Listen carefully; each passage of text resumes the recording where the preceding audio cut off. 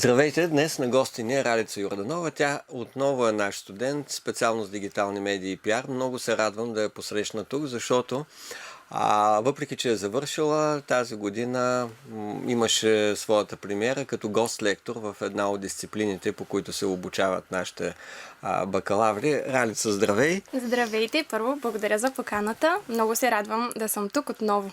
За мен е изключително удоволствие да се видим днес. Започваме с нещо, което питам всички наши гости. Ще те върна малко назад във времето. Как разбра за съществуването на бакалавърската ни програма по дигитални медии и пиар? Това, между другата, е история, която разказвам много често на близките си, когато ме питаха, защо си записала в този университет. Като цяло аз имах въобще съвсем различна представа за това какво ще правя. Цял живот ми беше насаждано едва ли не от майка ми, че трябва да запиша за медицинска сестра. И още от 8-ми клас, понеже много обичам биологията, си бях казала, да, това е моето поприще. И 12-ти клас, всъщност 11-ти клас, съвсем случайно в училището ми дойдоха хора, които представиха, че има олимпиада в този университет, с която може след това да кандидатстваш. И аз си казах, за всеки случай не е нужно да уча там, но да имам втори вариант. И 12-ти клас, малко преди кандидат-студентските изпити в медицински университет, си спомням, сестра ми беше казала, не, ти не трябва да го учиш това нещо, това не е за теб, понеже тя също е завършила този университет, и бакалавърската степен, и магистърската, и каза, ти трябва да учиш дигитални медии и пиар. И аз разгледах и си казах, боже, това наистина звучи точно като за мен, защото аз съм доста комуникативна и реших, че трябва да пробвам. Значи дължим на сестра ти това, че ти имаме като наш студент. Как тя успя да ти продаде тая професия? Защо според нея това образование беше за теб? Помниш ли? Да, тя ми каза, на теб, че трябва нещо, в което ще можеш да комуникираш повече с хората, нещо креативно. И аз като такъв човек, който наистина обича да прави креативни неща, аз обичам да правя неща с ръцете си, да говоря с много хора, прецених, че това е много добър избор. Когато прочетох в това, което много ми хареса, че в сайта, когато цъкнеш конкретната дисциплина, отдолу пише какво можеш да правиш след като завършиш, какви са възможностите за работа. И тогава видях, че всъщност има адски много неща, които мога да правя, и това нещо много ме успокои, защото редовно на 18 години първо не знаеш какво точно ще правиш с живота си. Има деца, които знаят, в случай аз не знаех. Доколкото виждам, това, което ти е спечелило, са обещанията, които даваме с нашите програми. Спомняш ли си кое точно те привлече от нещата, които си представя, че можеш да работиш след като завършиш? Нямам конкретен спомен, по-скоро това, че имаше много опции ме спечели.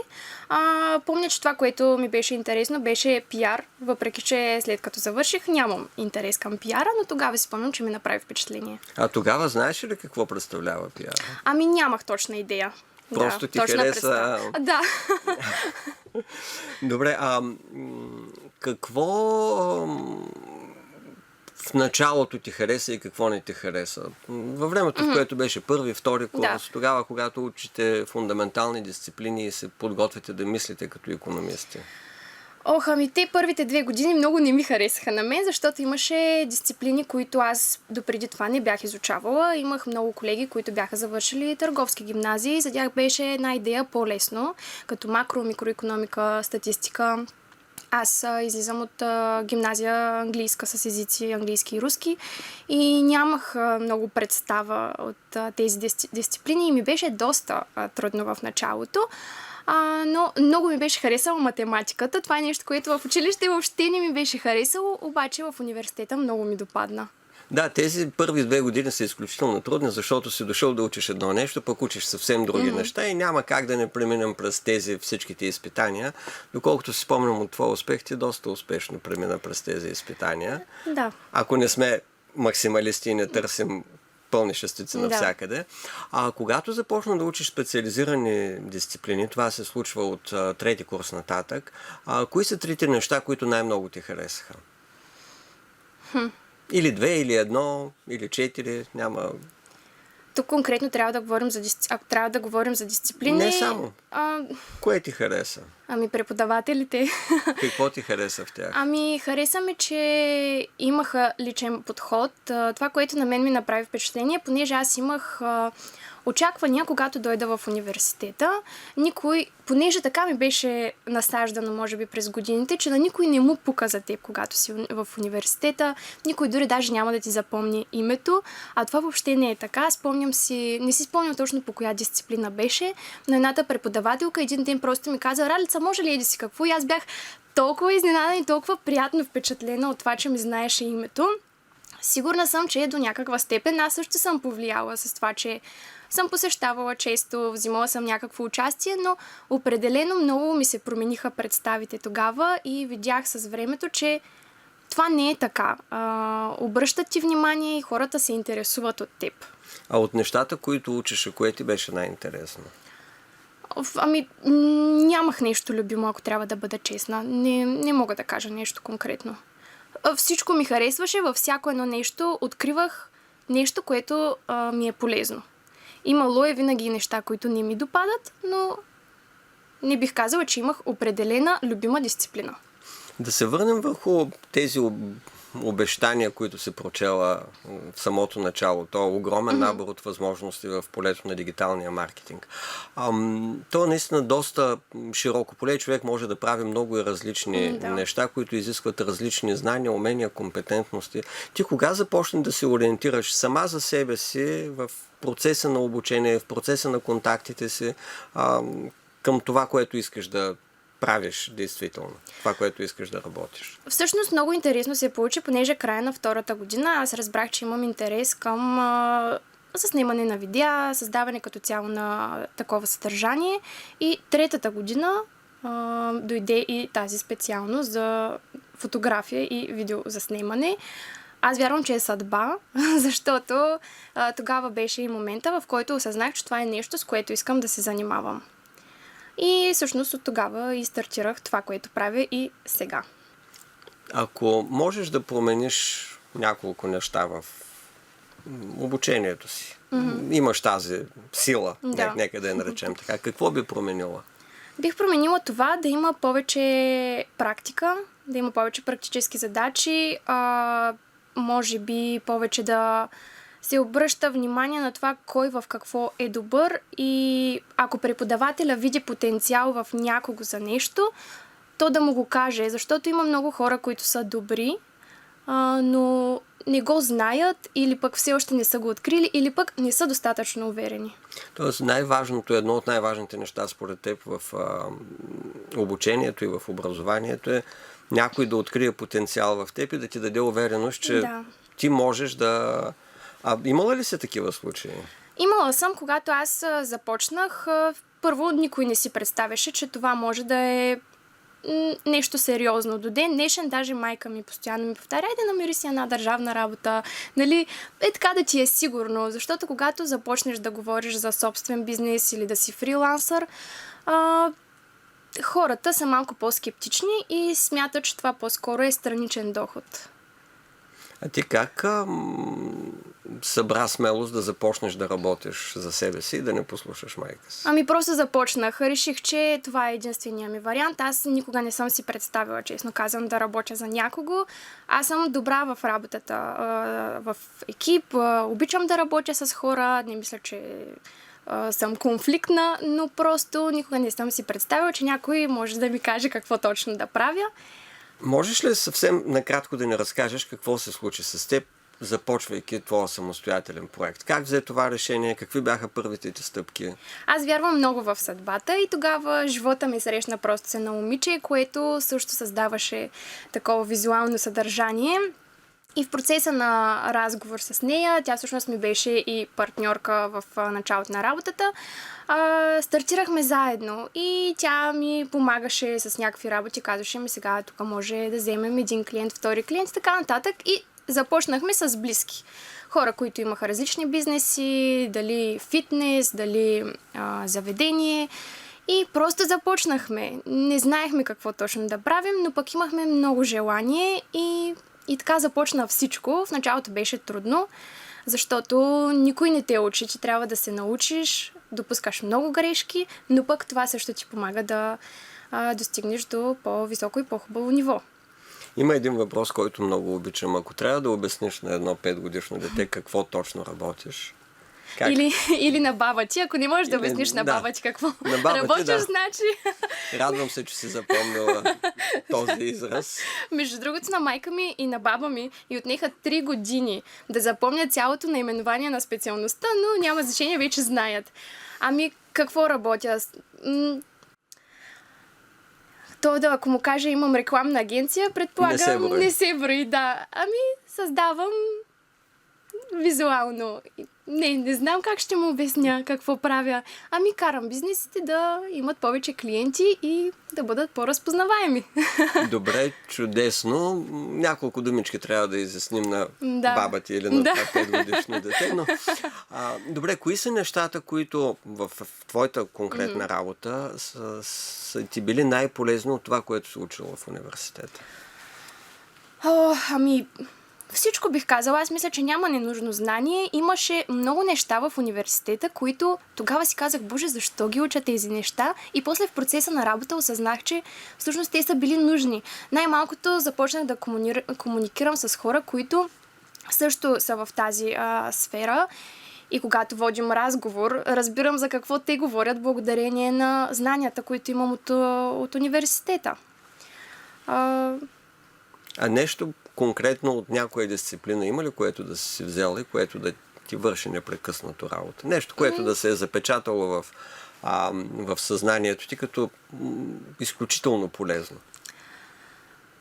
Не знам дали мога да конкретизирам, но конкретно, примерно, се сещам един момент, когато учихме какво е SWOT анализ и спомням, боже, това са какво ми е сега, какво ще го правя, сега го използвам винаги, когато стартирам работа с клиенти. Въпреки, че не е кой знае какво, но просто това ми е спомена, който изплува в момента. Просто лесен за прилагане, надежден инструмент, който човек трябва да... Добре, важно ли е това, че всъщност ти 2 години си се обучавала да мислиш и да възприемаш света като икономист? Нали? Тук говорим за първите 2 години, в които овладявате фундаменталните знания. От гледна точка на твоята професия. Това помага ли ти или ти пречи? Нито ми помага, нито ми пречи. По-скоро неутрално. А може ли без него, според теб? Ами, според мен е нужно. Както казах, ще се повторя, но няма ненужно знание. Да, не знам какво повече да кажа. Добре, как виждаш работата си след 5 години? Виждам я. Аз по принцип не искам много клиенти. Искам да имам бутикова агенция.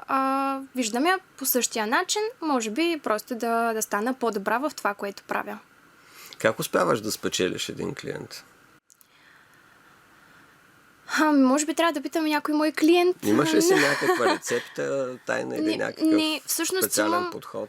Имам индивидуален подход към всеки клиент. За мен е важно аз също да харесам клиента и това, което прави, защото за мен е много важно комуникацията. Даже наскоро се замислих, че моите клиенти са все едно партньори в живота ми, просто защото трябва постоянно да си говорим, за да няма проблеми между нас. Това е, може би, ключовото. И слушвам ги много. И това, което за мен също е важно, те да знаят и да ми имат доверие. Да знаят, че аз ще направя най-доброто за тях. За мен не е важно да им взема парите, а да се опитам да постигнем заедно някакъв успех. Но за това трябва да работим заедно. Всъщност ти не отговори на въпроса ми, отговори на следващия въпрос, който исках да ти задам. Как успяваш да задържиш клиенти и кое е важно? Как всъщност успяваш да спечелиш един човек за клиент, след като той не те познава, не знае работата ти? Аз показвам винаги какво съм правила до момента, какви резултати съм постигнала, но никога не обещавам нищо. Между другото, това може би е нещо, което даже от вас съм научила, че не трябва да обещаваш конкретни цифри, защото за мен един истински маркетолог не може да каже, аз ще ти направя 100 000 гледания на този клип. Да, ти даваш всичко от себе си, но не можеш да обещаеш. Предполагам с добри примери за това какво съм направила до момента, с усмивка, така успявам да ги спечеля. Разкажи ни малко повече за работата си, за това, което правиш, за това, което е важно да знае човек за теб, за да разбере точно с какво се занимаваш и как успяваш и да привличаш и да задържаш клиенти. Агенцията в момента има 10 души, които работят в нея. Занимаваме се, различни хора се занимават с различни неща. Аз конкретно се занимавам с social media маркетинг, занимавала съм се и с инфлуенсъри UGC, инфлуенсър маркетинг. Също така има и Meta Ads, има човек, който се занимава с това. Като цяло създаваме различни скриптове, дори защото има клиенти, които имат нужда само от скриптове за видеа или пък само от креативи за реклами и всичко това го правим ние. Но конкретно това, което аз правя е създаването и управлението на видеосъдържанието в социалните мрежи, което всъщност ми беше и темата за дипломната работа. Как се координира цялата тая дейност и работа между толкова хора, защото 10 души не е малък екип? Пътя, по който минахме с тези хората, всъщност много хора се смениха, някои си отидоха, дойдоха нови. В момента екипа е страхотен. Не беше лесно, защото всеки човек е различен, но в момента мисля, че сме открили златната среда. Добре, как се задържа такъв екип? Това е много трудно. С уважение. Аз изслушвам хората, с които работя. За мен е важно да знам те как са, но в същото време не прекрачвам много границата, защото имах моменти, в които се отнасях твърде приятелски. Това също може да изиграе лоша шега, но е важно да сме хора. А къде минава златната среда? Когато твърде много позволиш на човек да се отпусне и да прави каквото иска, да не изпълнява сроковете. На мен в началото ми се случваше така да казвам, няма проблем, нали, ще го оставим за после, ще го направим и това всъщност ми изигра лоша шега. Ако видиш един млад човек, който сега е, да речем, 3-ти или 4-ти курс и който обмисля варианта да започне свой собствен бизнес, какво би го посъветвало? Кои са важните неща, които трябва да знае за този нелек път? Просто да започне, да не се страхува. Това, което може би на мен ми беше най-страшно, даже не самата работа и това дали ще се науча или не, по-скоро частта, в която да си отвориш фирма, да си намериш добър счетоводител. Това също са неща, които са много важни. Но това, което бих го посъветвала е да не спира да се учи. Защото когато човек се учи, нещата са много по-лесни. Да вярва в себе си и много-много да не слуша хората. Разбира се, това много зависи за какво, но ако аз трябваше да слушам хората, в момента нямаше да правя това, което правя. Надявам се, под хората нямаш предвид преподавателите. Не, със сигурност не, по-скоро близки. Тази година изнесе като гост-лектор лекция пред студенти дигитални медии и пиар 3-ти курс. Ако трябва да сравниш този випуск с твоя, по какво си приличат и по какво се различават студентите? Минали са малко години, но... Видях в тях доста повече желание сякаш за развитие, което много ме изненада, понеже виждам, че с времето хората нямат толкова желание за развитие, искат все по-малко да учат, но определено ми направи впечатление, че са доста заинтересовани от това, което се случва. Аз първо наистина много се изненадах колко хора дойдоха. Очаквах да има 2-3, защото то беше и рано сутринта. Спомням си, когато аз бях студентка, че ранните лекции не ги посещаваха всички. И да, наистина ми направиха много добро впечатление. Кой е най-големият ти успех в професионален план? И кой е най-големият ти провал? Аз мятам, че все още не са дошли най-големите ми успехи. За провал аз не смятам, че когато човек е допуснал грешка или пък се е случило нещо лошо, че това е провал, а по-скоро е път, през който трябва да минеш, за да научиш нещо. Така че не искам въобще да казвам, че съм имала провали, не защото не са се случвали негативни неща, просто защото ги смятам за по-позитивни, защото всеки път си взимам поука. Добре, нека да задам тогава въпроса по малко по-различен начин. Случвало ли се някога за нещо да си кажеш браво, Ралица? Аз съм доста критична към себе си, но... Сигурно имало такива моменти. Нещо, което да те е зарадвало, истински да те е зарадвало, че си го направила.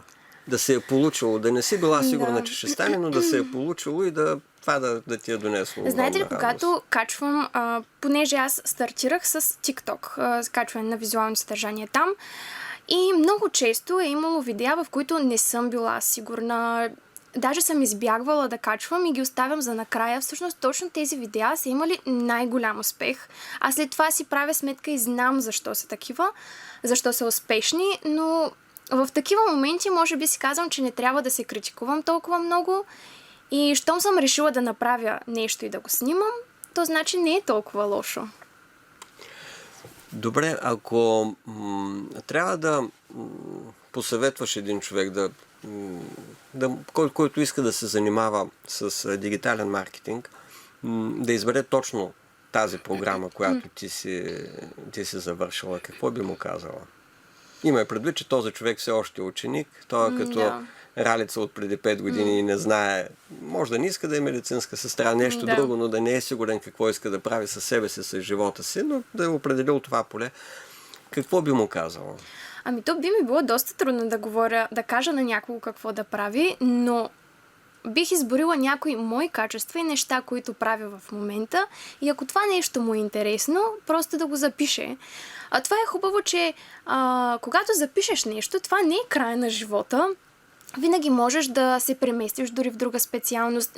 Ние имахме адски много нови хора от различни специалности, които дойдоха при нас. И до ден днешен поддържам връзка с тях, така че то се усещат нещата. Аз, както казах, за мен е съдба, че съм тук и съм записала това. Така че смятам, че който е за тази специалност, ще я намери. Благодаря ти много за този разговор. На гости ни беше Ралица Йорданова, наш бивш студент, специалност дигитални медии и пиар. Аз също много ви благодаря. За мен беше чест.